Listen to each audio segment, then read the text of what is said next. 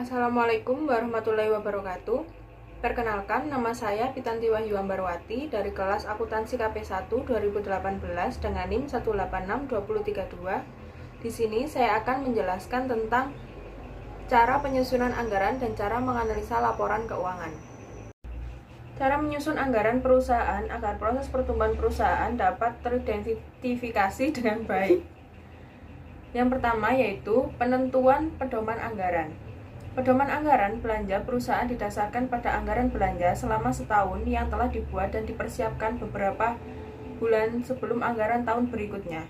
Dalam penyusunan ini dikenal manajemen puncak sebagai dasar dalam menyusun anggaran belanja.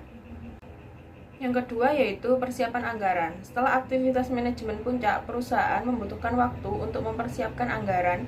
Dalam hal ini, yang melakukan persiapan tidak hanya staf di bagian keuangan saja, melainkan dibutuhkan kerjasama yang solid dari semua divisi supaya penganggaran berjalan sempurna. Kemudian yang ketiga yaitu penentuan anggaran. Langkah selanjutnya adalah menentukan anggaran belanja perusahaan yang telah dibicarakan dan dipersiapkan sebelumnya oleh banyak pihak di perusahaan. Ada 3 tahapan dalam penentuan anggaran, yaitu yang satu, masing-masing karyawan dari tiap bidang membicarakan dan merundingkan hasil dari persiapan yang telah dilakukan agar anggaran belanja yang disusun nantinya mampu mengakomodasi kebutuhan tiap-tiap bagian.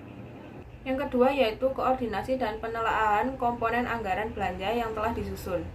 Yang ketiga yaitu pengesahan dan juga pendistribusian anggaran yang merata ke seluruh bagian. Dalam tahap ini, pihak manajemen perusahaan dan direksi akan melakukan pengesahan setelah melakukan uji kelayakan dan pengkajian dari tiap anggaran belanja perusahaan yang disusun oleh tiap-tiap bagian perusahaan yang nantinya berkedudukan sebagai pengguna anggaran. Tahapan yang terakhir yaitu pelaksanaan anggaran. Adalah pelaksanaan anggaran belanja perusahaan. Tahap ini merupakan langkah kesekian kalinya dari penyusunan anggaran yang kemudian akan diputus dalam keputusan tunggal. Masing-masing pengguna anggaran di tiap bagian perusahaan akan mulai melaksanakan anggaran belanja sebagaimana yang telah disepakati dalam anggaran belanja perusahaan. Dalam hal ini, tiap manajer akan mengawasi kemudian melaporkannya ke direksi apakah pelaksanaan anggaran sesuai dengan perencanaan yang disepakati sebelumnya atau tidak. Yang berikutnya adalah cara menganalisa keuangan yang efektif, yaitu yang pertama, mengidentifikasi karakteristik ekonomi industri. Pertama-tama, tentukan rantai nilai dari industri perusahaan seperti rantai kegiatan yang terlibat dalam pembuatan manufaktur serta distribusi dari produk atau jasa perusahaan tersebut. Yang kedua, mengidentifikasi strategi yang digunakan perusahaan adalah melihat sifat dari produk atau jasa yang ditawarkan oleh perusahaan termasuk keunikan produk, tingkat margin, keuntungan, dan pengendalian biaya. Yang ketiga yaitu menilai kualitas laporan keuangan perusahaan. Menilai kunci laporan keuangan dalam konteks standar akuntansi.